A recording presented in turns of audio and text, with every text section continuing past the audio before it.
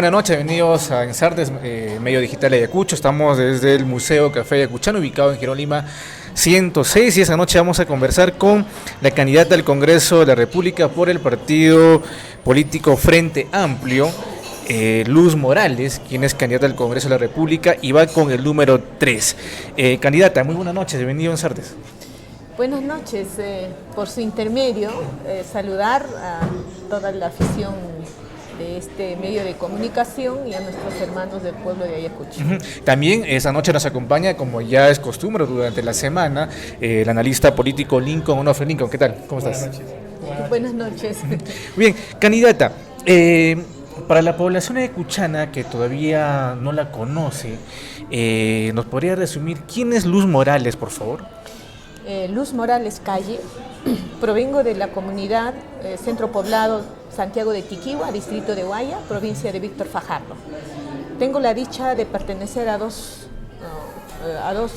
pueblos grandes, uno que es Fajardo por mi padre y uno que es la Costa de las Cabezadas por mi madre. Mi madre es de Ocaña, que pertenece a las Cabezadas en la costa, ¿no? Y tengo estudios, administración de empresas, pregrado, y tengo también los estudios de posgrado en maestría, auditoría, gestión y control gubernamental, así como tengo los estudios de posgrado en doctorado, gestión de empresas, como egresada en este momento, que recién en 2018 he concluido. ¿Actualmente dónde se desempeña laboralmente? En este momento yo estoy trabajando y a fines debería cumplir 35 años de servicio en la Universidad Nacional San Cristóbal de Huamanga. Además, también soy docente universitario. He estado, ¿En San Cristóbal también? No, en la ULADECH. Okay. He estado prestando mis servicios por un espacio de 8 años. Y en este último año he estado también prestando mis servicios en la UAP, que tristemente ahora está... Sí, le han denegado el licenciamiento, ¿no? ¿no? Al respecto, ¿qué opinión le merece este trabajo de la SUNEDU a través de la ley 30220, ¿no? Que a raíz de esta negación de licenciamiento han dejado casi 65,000 estudiantes a nivel nacional, por así decirlo, metafóricamente en la calle, ¿no? Vea, cualquier actividad que debe ejercer el Estado en una etapa de control, de fiscalización, es bienvenido. Pero pienso que en este entendido del cierre de la universidad a las peruanas, no ha debido de ser de la forma como se ha llevado a cabo. ¿Por qué razón? Porque si bien es cierto que no reúne las condiciones específicas de esta universidad, pero quienes se perjudican de cierta manera y directamente son los estudiantes. A mí me hubiera gustado que la SUNEDU tome las cartas ponga las cartas sobre la mesa y diga que cómo vamos a resolver con los estudiantes que de sobremanera, por ejemplo, están en los primeros ciclos. Han dado 2 años, ¿no? 2 años han dado como para que concluyan aquellos que ya están en los últimos ciclos. Y tenemos ahorita prácticamente un problema social, porque ¿cómo consideraríamos nosotros a un trabajo que está haciendo el Estado en un perjuicio directo para los estudiantes? Eso es muy preocupante. Sin embargo, la SUNEDU ha dado un tiempo para la adecuación de estas universidades y a pesar de ese tiempo las universidades no han podido cumplir con las condiciones básicas de calidad. Entonces, si bien es cierto, los perjudicados al final son los estudiantes, hay una responsabilidad por parte de quienes administran estas universidades de no haber cumplido con estos plazos, ¿no? Y con las condiciones básicas mínimas. Bueno, es que alguien tiene que rayar la cancha y en ese caso es la SUNEDU, ¿no? Sí, correcto. Concuerdo plenamente que la SUNEDU tiene que tomar las acciones de control, correcto. Pero quienes son los responsables de que se haya creado universidades sin las condiciones adecuadas no es precisamente las universidades, sino han habido políticos, ha habido políticas del Estado que haya permitido la creación de universidades en esas condiciones. Entonces, no estoy defendiendo yo a la institución de la ineficiencia y de la carencia de infraestructura y muchos aspectos que debe ser parte para la formación del estudiante. Sin embargo, debe haber también otros responsables. ¿Quiénes son los que han permitido la creación de esas universidades que no reúnen los requisitos mínimos? Uno, el y gobierno dos, es que la universidad sí definitivamente tiene que asumir esa responsabilidad, porque no se puede dar una formación integral, que se necesita la formación de un futuro ciudadano en las condiciones como se está dando. Claro, ahí viene el problema de la educación, la privatización de la educación, o abrir las puertas al mercado educativo, que es un problema que viene desde 1990, ¿no? Esta década del fujimorismo, donde empieza a ver todo esta... Sí, definitivamente. ¿No? Todas estas cosas en realidad podríamos ver como que son las ramas de un árbol, ¿no? Porque los problemas, los efectos, esas son. Pero ¿cuál es la causa principal? Es que el Estado prácticamente ha abdicado su deber, sus competencias, ¿no? Su rol respecto a que el Estado debe proteger los intereses de la sociedad civil, en este caso la educación. Vea, en Ayacucho tenemos una sola universidad pública. Yo trabajo en la San Cristóbal y últimamente he estado en la oficina de admisión y tenemos postulantes de un promedio de 8.000 postulantes para 1.000 y picos de vacantes. Vea, sin embargo, sí, también... la diferencia de los postulantes que no ingresan, ¿qué van a hacer? ¿A dónde van? Entonces la otra forma aparentemente correcto es buscar una educación privada en las universidades privadas. Pero quizá esto se debe a que se ha magnificado la formación profesional universitaria, cuando en el Perú también se necesita de técnicos, también necesitamos de otras profesiones que no necesariamente pasan por las aulas universitarias. O sea, vemos en Senati, por ejemplo, profesionales que se forman en temas de mecánica automotriz, en temas de imprentas, y hoy en día los vemos trabajando en Alemania, los vemos trabajando en el mismo Perú, ni bien terminan estas ramas técnicas. Creo que también hay que tomar conciencia como ciudadanos que la universidad no es el único camino de oportunidad a un desarrollo, un progreso, sino también existen estas otras alternativas, ¿no? Correcto, concuerdo plenamente que hay que también optar por esas alternativas. Por ejemplo, yo traigo una experiencia desde el colegio. Yo he ganado mi concurso para el mercado laboral, cuando en esa época en mi colegio me han formado como mecanógrafa. Entonces escribíamos al tacto, ¿no? Y comercio mercantil, un conjunto de tópicos que a nosotros ya nos daban una facilidad de hacer un mercado, de ingresar al mercado laboral. Hoy en día no lo vemos, ¿no? Ahorita no tenemos absolutamente eso, prácticamente se ha eliminado esa formación técnica.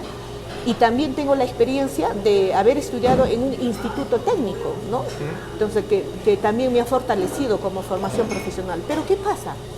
Esas políticas educativas están bien, se han perdido. ¿Por qué razón? Hay que analizarlo. Pero con la coyuntura y con la forma de pensar, a nosotros nos han sembrado en el chip con que nosotros tenemos que simplemente ir por una universidad. El que no termina estudios superiores en una universidad, no hay futuro. No hay futuro. Entonces, ¿qué padre va a decir, oye, anda a un instituto? ¿O qué padre va a decir suficiente con lo que en el colegio hayas aprendido? Basta revisar hoy día las cifras de empleabilidad y vemos que personas que han estudiado ramas técnicas ganan en promedio un sueldo similar al de un profesional universitario, y a veces hasta más. Vayamos con los mecánicos automotrices, por ejemplo, ¿no? Ahora, cuando usted habla el problema de la educación, cuando hacemos una referencia inclusive al gobierno de Fujimori, quien de alguna manera es el que propició todo ese tema, ¿no? El origen del problema del cordero, como dicen. Pero por otro lado también vemos al Frente Amplio justamente querer atacar la raíz del problema y mencionar un cambio de constitución, una nueva asamblea constituyente, ver esas cosas, ¿no? Cambio de modelo económico. ¿Usted cree que es posible hoy en día hacer esto en una probable gestión suya en el Parlamento? En un año es imposible. Un año y medio. Un año y medio es imposible hacer, pero no es difícil. No es difícil. ¿Por qué razón? Porque si hay voluntad política, si hay una demanda de la población y hubiera una mayoría de los parlamentarios que van con esta política de cambiar esta forma de vida, que este sistema nos ha traído a una crisis por la que se ha cerrado el Congreso, entonces estamos en una necesidad de hacer un cambio. Sí debemos hacerlo, pero no va a ser en un mes, no va a ser en medio año, no va a ser en un año, es un proceso. Entonces, Frente Amplio está convencido que sí tenemos que cambiar la Constitución, porque es la madre de todos los problemas.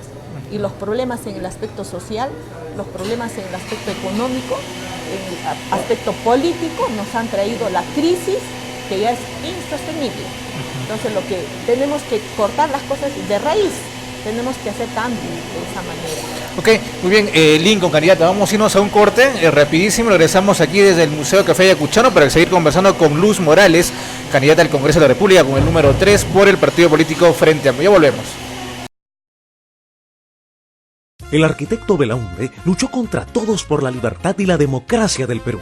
Desde entonces y hasta el día de hoy, la Lampa de Acción Popular es sinónimo de trabajo, honestidad y lealtad a los valores del país. Lampa para el Perú de hoy, Lampa para el Perú de siempre. Este 26 de enero marca la Lampa de Acción Popular y escribe el número 2 de Fiorella Bendezú. Gente nueva con manos limpias. Este 26 de enero marca la Lampa de Acción Popular. ¿Ya? Cuida con que. Chao, papá. Cuídate. Gracias.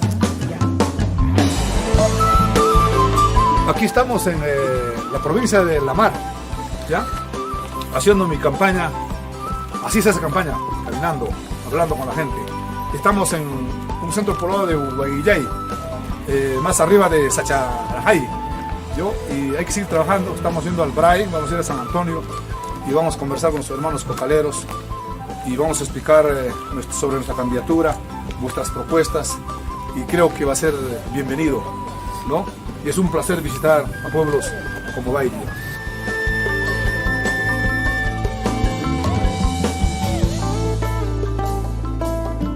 Roger Rivera al Congreso. Partido Morado. Conciudadanos, el pueblo demanda cambios. Necesitamos una nueva clase política, sobre todo honesta, comprometida con la sociedad. Y eso les ofrezco yo. Trabajar con apertura, con honestidad, por la unidad de todos los peruanos, para encubrarnos en el sitial que nos corresponde, por todo lo que somos y tenemos. Por una política decente. Marca la M, Partido Morado. Escribe el... Dinosaurios robotizados. La exposición más importante en millones de años llega a Ayacucho. Ven a sorprenderte con más de 25 dinosaurios de distintas especies. Se mueven, respiran y pareciera que están vivos. Del 11 al 26 de enero en el Colegio Mariscal Cáceres. Dinosaurios robotizados.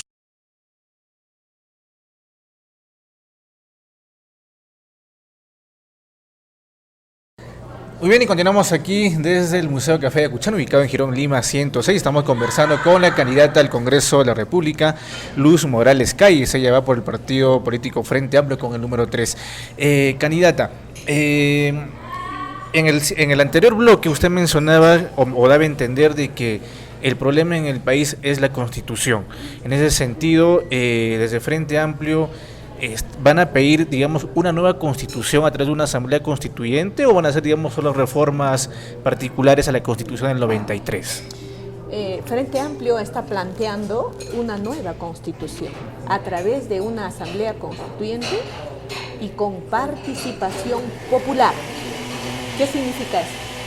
Que no podemos volver a incurrir en lo mismo que esta Carta Magna, que es la que alimenta, suministra los lineamientos para las otras normas jurídicas, no puede ser elaborado en un laboratorio desconociendo nuestra realidad, que es tan diversificado en nuestro país. En ese sentido, por ejemplo, en educación serán los maestros que tendrán que redactar el contenido de una nueva constitución en lo que corresponde, la educación, ¿no? Por decir. Sin embargo, cuando escuchamos al Frente Amplio con la propuesta de nueva constitución, una asamblea constituyente, y usted, como bien dice, tiene que salir desde las bases, desde la población, pero también mi percepción personal es que la población no está tan interesada en un cambio de constitución, no lo veo muy afín a un cambio de modelo económico, están más con el chip de promercado. Entonces, ¿qué hacemos ahí entre la demanda del Frente Amplio, esta bandera de cambio de constitución, un cambio de modelo económico, y una población que no está tan convencida del tema? Por un lado. Por otro lado, en base a la experiencia del anterior Parlamento, si bien el Frente Amplio estaba llevando esta bandera, sin embargo no consigue los votos necesarios en el Pleno. ¿Cree usted, más allá de este año y 4 meses de nueva legislatura, que se consiga en los siguientes años? No podríamos compararlo ni siquiera con Chile, porque las organizaciones sociales en Chile es más institucional. carecemos aquí de eso, hay una fragmentación, una debilidad institucional desde las organizaciones. Entonces, ¿cómo conciliamos esto entre lo que dice el Frente Amplio y lo que la población como que empieza a dudar? Dos cosas puntuales. En estos pocos días hemos estado recorriendo algunos lugares de la región y me sorprende el nivel de conciencia, sobre todo de nuestros hermanos que están en las comunidades, pidiendo la nueva constitución. Quizá acá en la zona urbana podamos estar un poco más inmiscuidos en el tema del del libre mercado, que ya hemos tomado algunas herramientas que nos puede favorecer. Sin embargo, quizá eso no refleja para el interés de la mayoría. En ese sentido... Perdón, pero la mayoría está en zona urbana, no en zona rural. Y lo que ahora estamos viendo votos. No niego la legitimidad, no estoy negando que pueda ser viable, posible, pero cuando uno se echa a contar números en el Congreso, los votos no alcanzan. Si vemos en la población, no dudo de lo que usted dice respecto del espacio rural, de la necesidad, no sé si tanto del modelo económico o de ellos verse incluidos en lo que está pasando respecto al acceso a la economía, al acceso a las oportunidades. Pero el grueso de la población en cifras está en la zona urbana, no en la zona rural. Solo un ejemplo preciso. Casi todos los candidatos, incluidos de los partidos de derecha, están hablando de nueva constitución. Pertenecen a la zona urbana, ¿no? Ahora, con respecto a que en el Congreso no se podría tener la mayoría, nos estamos esforzando esta vez a nivel nacional de que Frente Amplio debemos tener la mayoría. Y si estamos la mayoría, y también son coherentes y consecuentes los partidos de la derecha que están diciendo en este momento nueva constitución, creo que no hay ningún problema. No habría ningún problema, porque ya estamos llegando a esa coherencia y no solamente está afectando a la zona rural, todos los inconvenientes, la desigualdad social que ha generado este modelo económico, sino también dentro de la misma zona urbana. Aquí no vayamos lejos, acá en Huamanga, hay que ver toda la periferia, va a escuchar que necesitan una nueva constitución. ¿Y quiénes somos esa mayoría en urbana? Somos en el mismo seno de Huamanga.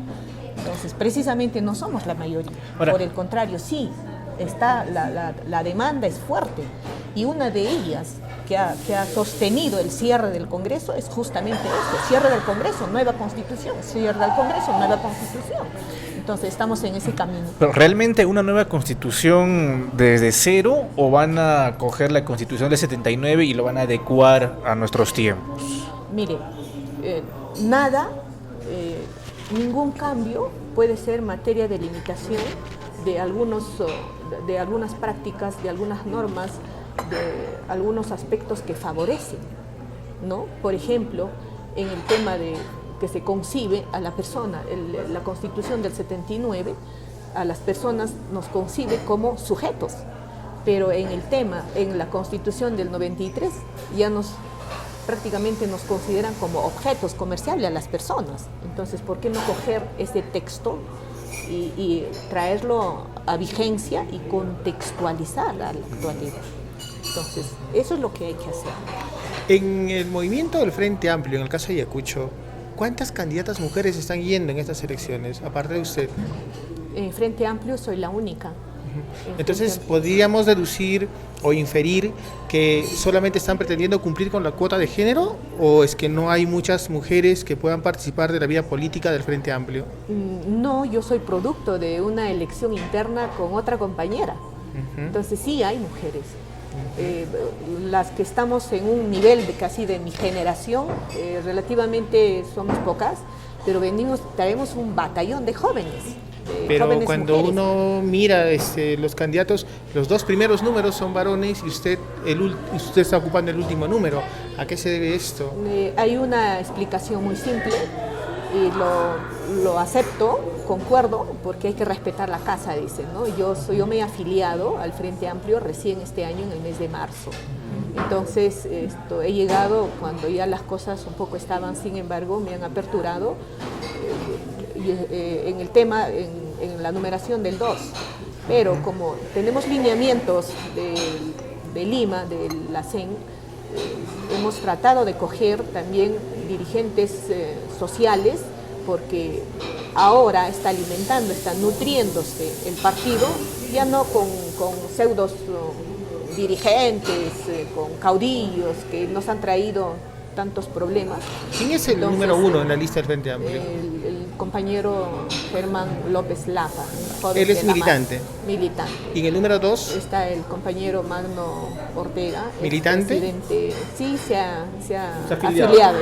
¿Este año se afilió? Se ha afiliado, después de mí se ha afiliado. ¿Y si está después de usted, por qué está antes de usted en la numeración? Mire, tenemos frente a él, particularmente yo, tenemos un arraigo social que él ha trabajado y creo que hay que darle su mérito también, ¿no? Entonces lo que nosotros queremos fortalecer Frente Amplio es con las bases sociales. Él viene de un arraigo social como expresidente del Frente Defensa, al margen de que yo también soy activista, de toda mi vida he sido activista del Frente Defensa, conozco perfectamente la problemática, ¿no? Y fui yo que pedí que el compañero Magno integrara la lista del Frente Amplio, ¿no? Bueno. Entonces no fue una elección, perdón, no fue una elección interna para saber quién tiene el número 1, número 2 o número 3 por número de votaciones acumuladas. Hemos hecho las elecciones internas para ver quiénes van a ser los candidatos. Entonces la numeración se ha regido en base a los intereses de la población, como el Frente Amplio está concibiendo a la población partidariamente. Esos han sido los lineamientos a través del cual hemos sido y finalmente yo he aceptado el 3 con que esta vez las elecciones no van a tener ese tema de arrastre, ¿no? Entonces es la persona. Claro. En ese sentido yo estoy trabajando. He sido dirigente del Sindicato Único de Trabajadores, como vuelvo a repetir, soy activista del Frente Defensa, he estado en varias organizaciones, en la Federación de Fajardo, hemos estado en las acciones contra la minera de mi pueblo de Tiquigua, estamos en la parte social permanentemente activando, no de ahora, de siempre, ¿no? De siempre. Ok, candidata Lingo, vamos a hacer un nuevo corte comercial y vamos a regresar rapidísimo para seguir conversando con la candidata al Congreso de la República, Luz Morales Calle, candidata por el partido político Frente Amplio, que va con el número 3 en las elecciones del 26 de enero del próximo año. Regresamos rápido aquí a través desde el Museo Café Ayacuchano, que estamos degustando un rico té pasado que nos han dado aquí en la casa. Ya volvemos. El arquitecto Belaunde luchó contra todos por la libertad y la democracia del Perú. Desde entonces y hasta el día de hoy, la Lampa de Acción Popular es sinónimo de trabajo, honestidad y lealtad a los valores del país. Lampa para el Perú de hoy, Lampa para el Perú de siempre. Este 26 de enero, marca la Lampa de Acción Popular y escribe el número 2 de Fiorella Bendezú. Gente nueva con manos limpias. Este 26 de enero marca la Lampa de Acción Popular. ¿Ya? ¿Cualquier cosa? Cuida con que. Chao, papá. Cuídate. Gracias. Aquí estamos en la provincia de La Mar, ¿ya? Haciendo mi campaña. Así se hace campaña, caminando, hablando con la gente. Estamos en un centro poblado de Huaguillay, más arriba de Sacharajay. Y hay que seguir trabajando. Estamos yendo al Bray, vamos a ir a San Antonio y vamos a conversar con nuestros hermanos cocaleros y vamos a explicar sobre nuestra candidatura, vuestras propuestas, y creo que va a ser bienvenido, ¿no? Y es un placer visitar a pueblos como Baile.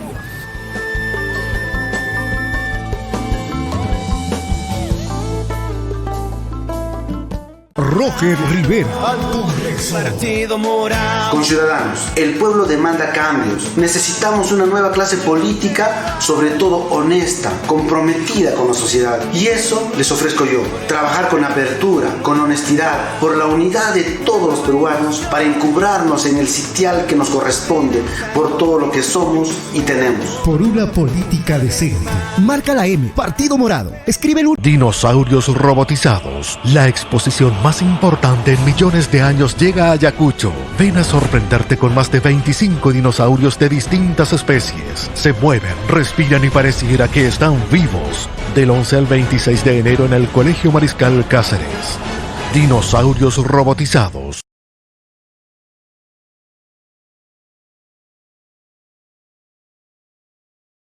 Y muy bien, y continuamos aquí desde el Museo Café Ayacuchano. Estamos con la candidata al Congreso de la República por el Frente Amplio, con el número 3, la candidata Luz Morales Calle. Candidata, ¿cuáles son, digamos, las propuestas banderas en caso usted llegase al Congreso de la República a través del voto popular, ¿no? Tenemos a nivel partidario lo que acabamos de discutir con respecto a la nueva Constitución y la lucha frontal contra la corrupción.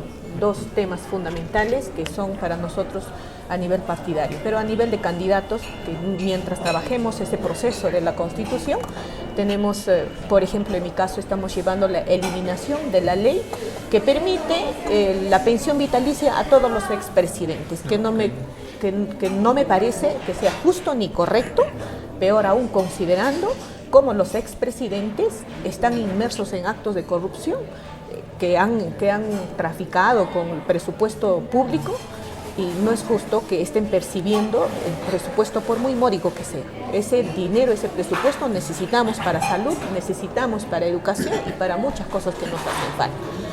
Y en segundo lugar tenemos, que es otro problema producto del modelo económico, son los sistemas privados de pensión que tenemos nosotros para el sector público y para el sector privado, que nos descuenta el 13% mensual y que estas no son flexibles para cuando nosotros los aportantes podamos retirarlo.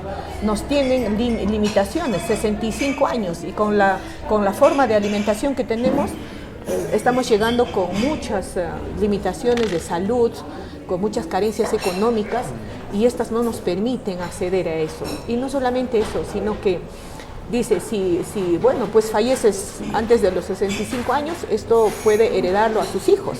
Pero también dice la ley, pero si tu hijo es mayor de edad y trabaja, no tiene acceso.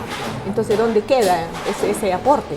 Y la otra parte que es más peligroso, es que ahora que los derechos laborales se han flexibilizado, no hay estabilidad laboral, y que los trabajadores 5 años, 2 años, un mes, 10 años, 19 años, trabajan, y si tienen 19 años y con 11 meses no pueden retirar porque la ley dice 20 años de aporte. Entonces, ¿qué hace? ¿Qué pasa con esos aportes cuando de repente cambia de giro de trabajo la persona y ya no aporta al sistema privado de pensiones? Entonces, eso es peligroso, es nocivo para los trabajadores, y en ese sentido nosotros también vamos a pedir la eliminación de esta ley. El sector laboral son casi un promedio de 7 millones de aportantes que estamos en esa condición, y yo soy producto de eso, como provengo del sector público. Entonces, ese es un gran problema para nosotros. Pero cuando se menciona, por ejemplo, el tema de la estabilidad laboral, entiendo que quieren promover el nombramiento de los funcionarios, de los servidores públicos, que pasen cierto número de años trabajando para una entidad pública. No, estamos hablando del sistema que nos va a permitir, cuando terminamos de laborar, llega un límite de edad, deberíamos nosotros acceder a una pensión favorable de todos esos aportes. Pero, ¿qué es pensión favorable que ahora ya vienen percibiendo los pensionistas, los que ya cesaron? Son 200 soles, 150 soles. Esto con respecto a las AFPs. Así es. Al sistema de pensiones. Así es. Pero con respecto a la estabilidad laboral, ¿cuál es su propuesta? Mire, dentro de la estabilidad laboral, para tener la tranquilidad emocional y dedicarse al trabajo, debe haber la estabilidad laboral. La flexibilidad totalmente presiona y nos lleva a una conducta de explotación, y tenemos esa característica, sobre todo en el sector privado. Producto de eso tenemos nosotros los últimos jóvenes que han fallecido. Producto de eso tenemos los jóvenes que han fallecido en las Malvinas, ¿no? ¿Cuál es la diferencia? Que tanto la inversión privada, que nos dice que si ellos se van, el país se va en quiebra. Pero ¿qué pasa? Que siendo ellos una empresa privada y con alto volumen económico, están en las mismas condiciones que una empresa privada también, pero informal. Cuestionan bastante la informalidad, sin embargo, que refleja en este último caso de McDonald's, ¿no? Entonces, prácticamente las últimas normas laborales en sus distintos regímenes simplemente están conllevando a un nivel de explotación a nuestros jóvenes y el mercado laboral está muy, muy acosado de manera emocional, ¿no? Hago la repregunta, cuando hablamos de estabilidad laboral, entiendo, toda la precariedad laboral la entiendo y la comparto además. Sin embargo, la pregunta es, sobre la estabilidad laboral, ¿qué es lo que piensa promover? Sobre la estabilidad laboral deberíamos retomar lo que cuando yo ingresé se estaba derogando por la ley inicial, la 11377, donde había la estabilidad laboral que te daban reconocimientos adecuados como para dedicarse también plenamente a la gestión pública y dar además que el trabajo se reconozca como derechos básicos, derechos dignos del empleo, y no la tenemos ahora. Hacer que vuelva, por ejemplo, en este momento yo estoy con el decreto legislativo 276 de la carrera administrativa, a pesar de que tienen algunas falencias, tenemos nosotros la estabilidad y tenemos también mecanismos de hacer la carrera administrativa. ¿Qué significa eso? Hacer carrera nos da la experiencia básica porque nos exigen estar en un nivel, en un grupo, y luego hay que seguir ascendiendo. No se puede ir uno del primer nivel al último nivel. Yo veo como un tema peligroso y hasta la causa de la función pública que estamos tan mal, es que justamente la nueva ley, con ese pretexto de los funcionarios de confianza, va a una posición laboral sin haber tenido una experiencia previa en las posiciones anteriores. Eso lo llamamos nosotros carrera administrativa, ¿no? En sus diferentes niveles y en sus diferentes grupos ocupacionales. Sin embargo, hay dos cosas. En principio, la estabilidad laboral sus críticos mencionan a que desincentivan al funcionario, al servidor público, a actualizarse continuamente, porque bueno, tienen esta estabilidad. Esa es una de las críticas que se hace. Y por otro lado, hoy en día los jóvenes tienden a no querer conseguir una estabilidad laboral. Yo en mi experiencia personal, en muchos sectores he visto que los jóvenes están cuanto mucho 6 meses, 1 año, y sin necesidad de tener otro trabajo simplemente renuncian porque ya no están pensando en la estabilidad que entendemos nuestros padres buscaban. En mi generación, por ejemplo, más de 2-3 años no está interesado en continuar en un espacio, y los jóvenes de ahora yo los veo 6 meses, 1 año, cuanto mucho, los he visto retirarse y le digo, ¿pero a dónde te vas? Y me dice, no, me voy de viaje, me voy a preparar a otro lugar. O sea, no están interesados en anclar por años en un espacio, en un centro laboral único, sino quieren conocer nuevas experiencias. Hay un tema con la ley anterior, la 2530, que ha sido derogado en el gobierno de Fujimori. Los trabajadores deberían cesar a los 25 años de servicio, no de edad. Eso significaba que estaban en un promedio de 40 años, 45 años. Que eso era una etapa de darle la posta a la nueva generación y no prolongar como ahora lo hacen. ¿Qué quiero decir con esto? Sí, te doy la razón de que ahora vivimos, el mercado laboral es muy flexible y los jóvenes están permanentemente en ese cambio, que me parece bien. Sin embargo, cuando nosotros pensamos en el tema de que se desmotivan, y no es porque los trabajadores hacemos de que eso ocurra, sino depende del liderazgo de las personas que conducen, que dirigen una institución. ¿Cuáles son las políticas, los lineamientos que debe dar al personal? Porque yo desde mi formación profesional sé de que una empresa o una organización tiene éxito o tiene fracaso dependiendo del capital humano. Pero ese capital humano tiene que ser dirigido, tiene que ser conducido. Ahora, cuando no hay esa forma de trabajo, que yo experimento eso, entonces pues cada quien hace lo que puede, lo que cree, entonces no avanzamos. Y muchas veces uno incurre en el pasivismo, pero no quiero incurrir en soberbia. Yo estoy actualizada, yo estoy persiguiendo como que hoy los jóvenes me alcanzan, yo no puedo quedarme acá. Como mayor, como adulta, como con experiencia, tengo el deber de dar un ejemplo y tengo que estar a la altura de las circunstancias. Y eso yo permanentemente como dirigente y como compañero de trabajo, yo interactúo con mis colegas, ¿no? Vienen jóvenes tras de nosotros, hay que ser lo mejor. Nuestra gestión tiene que ser rápido, no tenemos que ver acá un cliente, un usuario esperándonos que el trabajo se haga cuando vengan. Cosas de esa naturaleza, detalles que deben modificar, pero ¿de quién depende esas cosas? Es de la cabeza que conduce. ¿Cuál es el camino? ¿Cómo debemos ir? ¿Qué debemos hacer? ¿Cuándo debemos hacer? Plazos.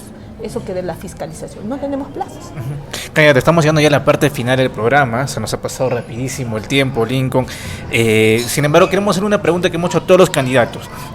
Usted, en caso de llegar al Congreso de la República, en su despacho va a tener 2 asesores congresales, va a tener 2 trabajadores administrativos, va a tener un coordinador regional que va a estar aquí en Ayacucho realizando las gestiones a nivel de las 11 provincias de nuestra región. ¿Cuál es el equipo técnico o de campaña que acompaña su candidatura? ¿Quiénes están detrás de usted? Si nos puede dar nombres, por favor. Tenemos a pesar de que no comparto esto porque yo tengo la idea, cuando estábamos en la lucha del magisterio, tuve conocimiento de que, por ejemplo, los congresistas inclusive pagaban con presupuesto público las cocheras, ¿no? Y ahora último, en la época de la señora Bartra, cuando cuando hicieron la investigación, el tema de Odebrecht, han contratado un sinnúmero de trabajadores. Yo entiendo de que la función pública, si uno está preparado, tiene que minimizar costos y tiene que minimizar labores, ¿no? En ese sentido, yo pienso que deben haber específicamente en el tema agrario, en el tema de educación y en el tema de salud asesores. Eventuales, porque finalmente quien pone los lineamientos es el candidato, o es el congresista que tiene que hacer, y el técnico que tiene que estar ahí, pues tiene que saber mínimamente cómo se hace una propuesta legislativa, ¿no? Sin embargo, a lo que Chichu comentaba y compartíamos esta inquietud, ¿no? O sea, ¿quiénes son estas personas que lo acompañan usted, ya sea en campaña o en gestión, ¿no? Con nombres y apellidos? Nos gustaría conocer también a las personas que están detrás de usted, ¿no? Ese es el interés que tenemos y que hemos preguntado a todos los candidatos. Yo tengo el pedido de que sí vamos a hacerlo, particularmente voy a presentar los profesionales que nos están acompañando en 3 aspectos en cierre de campaña. Ok. Entonces, quisiera que me ayuden. Que me ayuden, por favor, a hacer las reservas y la sorpresa para ese día, que sí tenemos profesionales, porque hemos estado en esos espacios.